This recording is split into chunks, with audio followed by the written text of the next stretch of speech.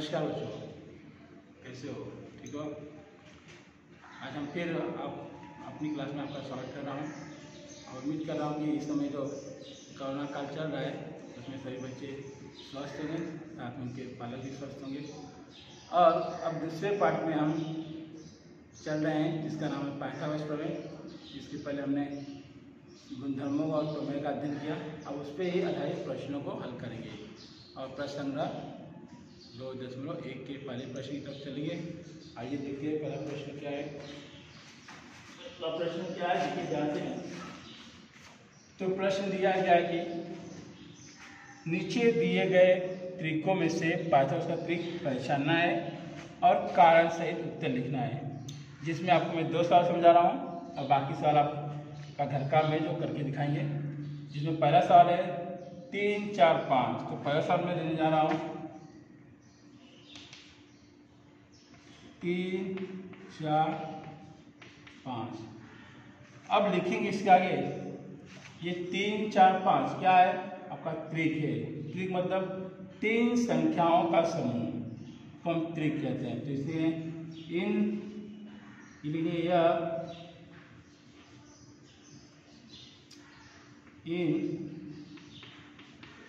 संख्याओं के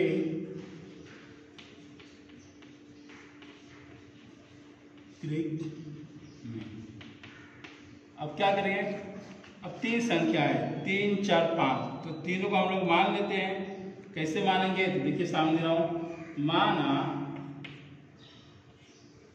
a बराबर 3, b बराबर 4 और c बराबर 5। तो पाठ्यवश के त्रिक को पहचानने के लिए तो हमने इसके पहले अध्ययन जो किया था वीडियो में, उसमें सवाल भी किए थे। तो उसमें हमने ये बता लगी जो सबसे बड़ी संख्या होगी उस संख्या का पहला वर्ग कर देना है। तो ये 3, 4, 5 में संख्या कौन सी सबसे बड़ी है? 5। 5 किसके है? c का। तो हम यहाँ लिख देंगे c का वर्ग, यानी संख्या कौन सी है? 5 का वर्ग। और 5 को बोले 5 को हम 2 बार गुणा कर देंगे। 5 बचे 25। इसको दे दिया हमने कथन नंबर 1। उसी प्रकार अब ये सबसे बड़ी संख्या जो बची हुई 2 संख्या, ये दोनों संख्याओं का वर्ग लेना है और साथ में योगफल करना है। तो कैसे करें? देखिए a का वर्ग बचा हुआ है और b का वर्ग, यानी a भी संख्या बची है 3 का वर्ग प्लस 4 का वर्ग।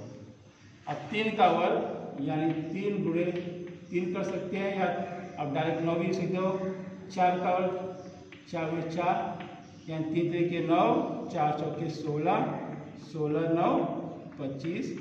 इसको दे दिया हमने कथन नंबर 2। अब कथन 1 और 2 अगर देखें तो दोनों में ही जो बायां पक्ष है लगभग क्या बिल्कुल समान है। ये यहाँ भी 25 है, यहाँ भी 25 है। तो कथन 1 की वजह से 1 और 2 की वजह से दोनों का जो बायां पक्ष है समान हो जाएगा।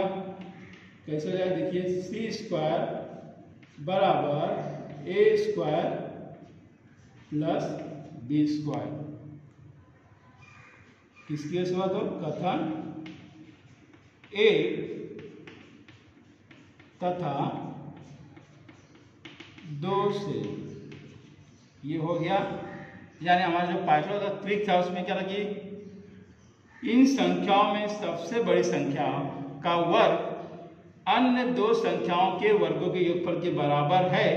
तो ये तीनों संख्या क्या है? पाठ्यवश का त्रिक है। तो बराबर है। यहाँ 25 आ रहा है, यहाँ 25। तो लिखेंगे इसको हिंदी में सबसे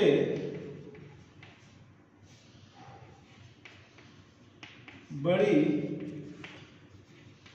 कारण गए यहाँ पर सबसे बड़ी संख्या का वर्ग अन्य 2 संख्याओं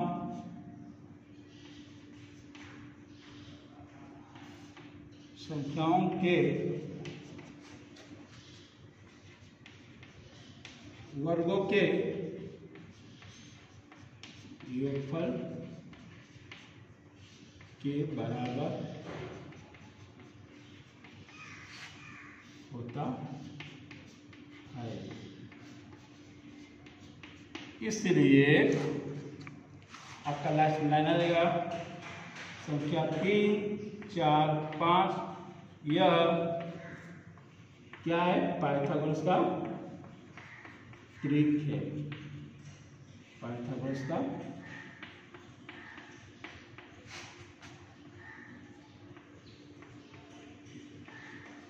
त्रिक है। ये हो गया आपका पहला सवाल। उसी प्रकार आपको दूसरा सवाल भी करना है। इसमें पहचानना है कि दूसरा सवाल आपका क्या है। 4, 9, 12 ये संख्या है। यहाँ लिख देंगे 4, 9, 12। तो यहाँ भी लिख देंगे इन संख्याओं के त्रिक में, और मान लेंगे ये तीनों संख्याओं को माना a बराबर 4, b बराबर 9, c बराबर 12। तो सबसे बड़ी संख्या कौन सी है आपकी? c है। तो c का वर्ग कर देंगे, यानी 12 का वर्ग। 12 का 2 बार गुणा कर दिए तो 12 में 12 2 बार गुणा कर देंगे तो 144 आएगा कथन नंबर 1। उसी प्रकार बच्चों दो संख्या है a² प्लस b² यानी 4 का वर्ग प्लस 9 का वर्ग। 4 का वर्ग डायरेक्ट लिख सकते हो 16, 9 का वर्ग लिख सकते हो डायरेक्ट 81। अब दोनों जोड़ गए 6, 7 और 8, 9। इसको दे दिए कथन नंबर 2। अब कथन 1 और 2 का देखेंगे दाहिना पक्ष, तो दोनों क्या पक्ष एक जैसा है? बिल्कुल नहीं, क्योंकि 144 से 97 यानी दोनों पक्ष से हैं असमान। तो इसलिए यहाँ लिख सकते हैं c का वर्ग बराबर a² प्लस b²। ये कथन कहाँ से लिए दोनों? तो कथन 1 तथा 2 से। अब दोनों पक्ष असमान है, इसलिए हम इसको बराबर काट देंगे और यहाँ लिख सकते हैं कि जब दोनों पक्ष असमान है तो इसे लिख सकते हैं कि क्या है? 4, 9, 12 यह संख्या पाइथागोरस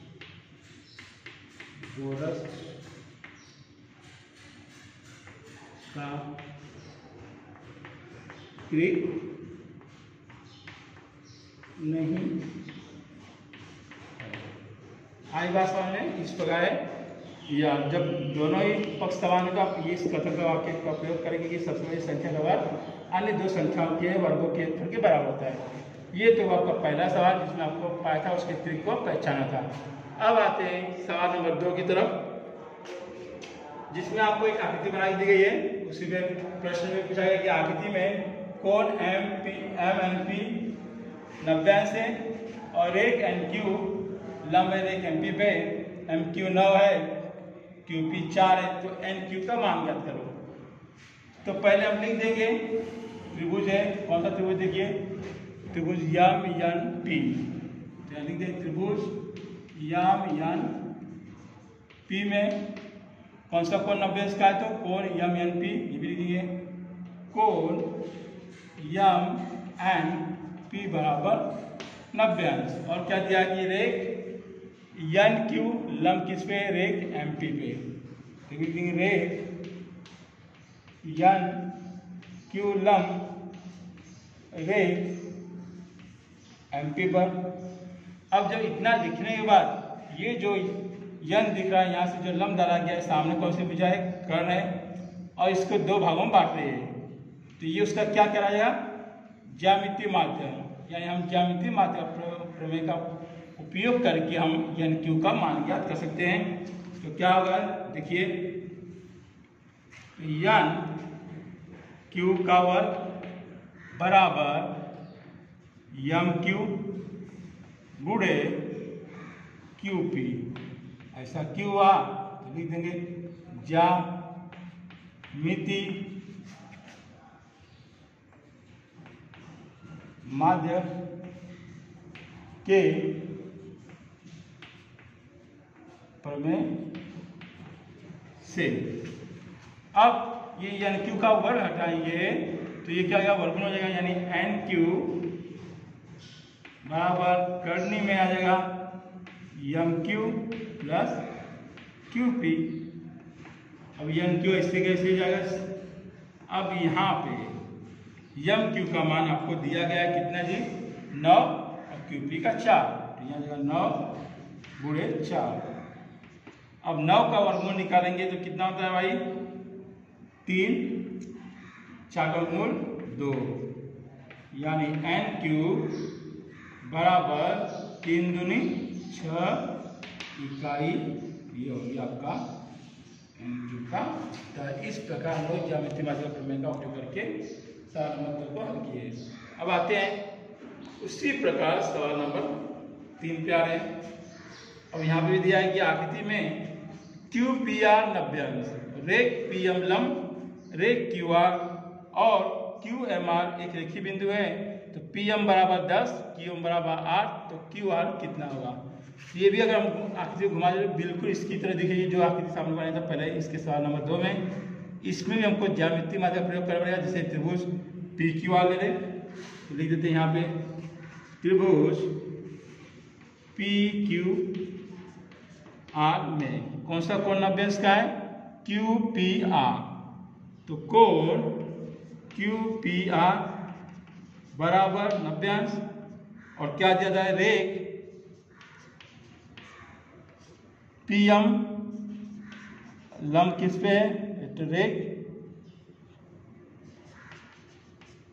QR पर। अब ज्यामिति माध्य का प्रयोग कर रहे हैं तो लिख देंगे हम लोग PM का स्क्वायर बराबर QM गुणे MR, किसकी वजह से जो कौन सा है प्रमेय तो उसका नाम दीजिए। इस प्रमेय के आधार पे ये कथन हमारा बना है ज्यामिति माध्य के प्रमेय से। अब PM का मान हमको दिया गया कितना 10, तो 10 का वर्ग कर देंगे। QM का मान दिया है 8, तो 8। MR का मान नहीं दिया है, निकालना है। अब 10 का वर्ग कितना होता है जी 100, ये 8 ऐसे जाएगा, ये MR। अब इस 8 का रूप इसके साथ कौन सा रूप में है गुणे के रूप में, यहाँ लेंगे तो भाग के रूप में 100/8 बराबर MR। अब इसको हमको भाग देना है तो भाग देंगे सीधा मैं आपसे पावर कर रहा हूँ 8 एकम 8, इसमें भी 8 एकम 8, 10 में से 8 गया बच्चा 2 यानी 20, 8 के पास में 20 आता नहीं है, 8 दूनी 16 अधिक 24, तो 24 का 20 से अधिक है, 16 है 20 से कम तो 16 लेंगे, 8 दूनी 16, 16 में 20 में 16 गया तो बच्चा 4 और 4 चलो 4 नीचे 10 में 40 हो गया, 8 मुझे 40, यानी हो जाएगा आपका 12.5 बराबर MR आ गया। आपको पूछा क्या आपको QR। अब QR पूछा है तो ध्यान दीजिएगा QR Q से R तक पहुंचने कौन सा बीच में बिंदु आ रहा है M, यानी Q M और R ये तीनों बिंदु कैसे आपके एक रेखीय बिंदु है, यानी QM प्लस MR को हम जोड़ देंगे तो हमको QR प्राप्त हो जाएगा। तो लिखेंगे यहाँ पे पॉइंट नंबर 2 QR बराबर QM प्लस MR, ऐसा क्यों तो QM R, तो QM कितना आपको दिया था 8 और MR यहाँ निकाला गया है 12.5, दोनों जोड़े 12 8 20.5, ये हो गया आपका QR बराबर 20.5 इकाई। इस प्रकार का तीसरा सवाल हो गया। और आगे चौथा सवाल करना है। चौथा सवाल करना है। तो इस प्रकार हमने तीसरा सवाल कर दिया। अब तीसरे सवाल के आगे प्रश्न क्रमांक 4 है, उसकी भी आकृति ध्यान से देखिए और समझिए किस प्रकार कर रहा हूँ। ध्यानपूर्वक समझने की कोशिश करिए। सवाल है कि आकृति त्रिभुज PSR की है। इसमें दी गई जानकारी के आधार पर आपको RP और PS ज्ञात करना है। तो आकृति देखिए यहाँ पे त्रिभुज PSR जानकारी क्या दी आपको, ये छोटा बॉक्स दिया, ये कोण कितने हो गया 90, ये 30 का। तो बचा हुआ ये कोण कितने का, पर ये निकालेंगे।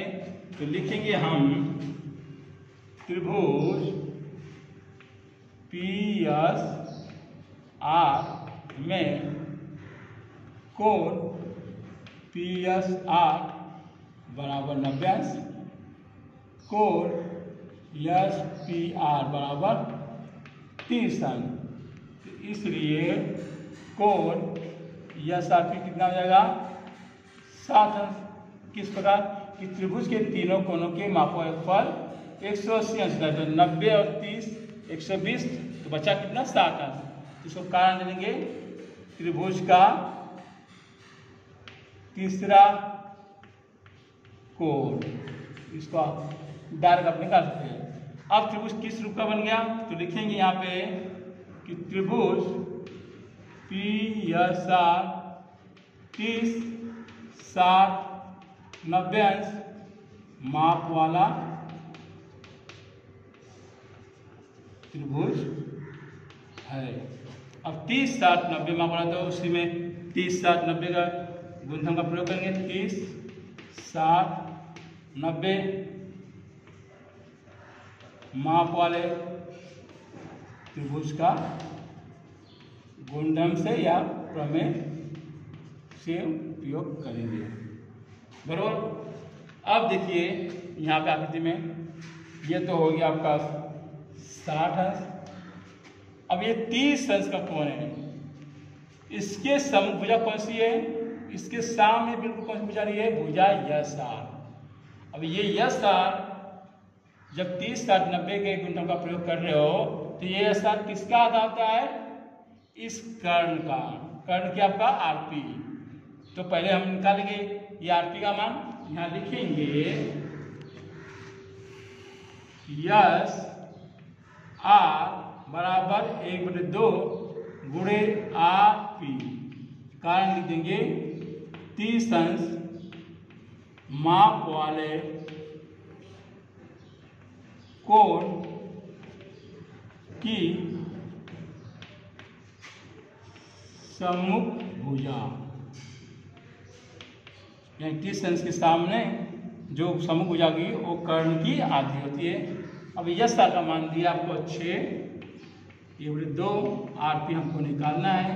ये 2 का कौन सा रूप इधर, 2 का भाग के रूप में इधर क्या 2 गुणा 6 गुणे 2 बराबर RP। तो 6 दूनी 12, ये क्या रहेगा किसका, RP का मान। इस प्रकार हमको ये RP का मान प्राप्त हो गया है। अब बचा है PS। तो PS को देखिए आकृति में, ये है PS। अब ये PS भुजा किस कोण के सामने है, तो इसको यहाँ से देखें तो ये कोण आपको मिलेगा, कौन सा कोण है 60 अंश का कोण। और 30 60 90 माप वाले त्रिभुज के गुणधर्म के अनुसार ये जो सामने भुजा है 60 अंश के कोण की सामने भुजा यानी सम्मुख भुजा, वो कर्ण का करनी में 3/2 गुना होती है, जो हमने गुणधर्म का अध्ययन किया। तो यहाँ लिख देंगे SP बराबर करनी में 3/2 गुणे RP। ऐसा क्यों, तो कारण लिख दिए 60 अंश माप वाले कोण की सम्मुख भुजा। अब SP ऐसे ही रहेगा और कर्ण में 3/2 भी ऐसे रहेगा। और RP का यहाँ निकाले हो मान कितना 12, यहाँ से लिख देंगे कथन नंबर 1, तो यहाँ लिख देंगे 12। ये 12 कहाँ से लाए हो, तो यहाँ दिखा सकते हो कथन नंबर 1 से हमने 12 लाया। अब 2 एकम 2, 2 छंग 12, तो SP बराबर 6 करने में 3 इकाई मान हो जाएगा। यानी आपका मान आ गया SP का कितना, 6 करने में 3, अर्थात N से लिख सकते हो RP बराबर 12 इकाई और SP या PS बराबर 6 करने में 3 इकाई। इस प्रकार हुआ आपका सवाल नंबर 4। और सवाल नंबर 5 की बात करें तो सवाल नंबर 5 आपका कृति है जो आपको करके मुझे दिखाना है, जिसमें आपको मैं समझाया था 45, 90 मापा त्रिभुज गुंधम का उपयोग किस बार करते हैं, उसी पे आपका एक कृति वाला सवाल है। ध्यानपूर्वक देख के करिए और हमें बाद में अपने गृह कार्य और नोट में लिख के भेजिए। और उसके आगे एक सवाल है, सवाल नंबर 6, बहुत ही आसान है जो आप पहले से करते आ रहे हो। अब उसी पे सूत्र भी है, सूत्र का उपयोग करके हमको हल करना है। यानी वर्ग के विकर्ण की लंबाई दी गई है, तो आपको पूछा गया है वर्ग की भुजा तथा उसकी परिमिति। तो वर्ग के विकर्ण की लंबाई का सूत्र होता है कि वर्ग के विकर्ण की लंबाई बराबर करनी में 2 गुणे भुजा। जिस सूत्र के माध्यम से हम वर्ग की भुजा ज्ञात कर रहे हैं और वर्ग की भुजा मिल गई तो वर्ग की परिमिति होती है कि वर्ग की परिमिति बराबर 4 गुणे भुजा, जिसके माध्यम से हमको वर्ग की परिमिति भी आ जाएगी। आइए देखते हैं।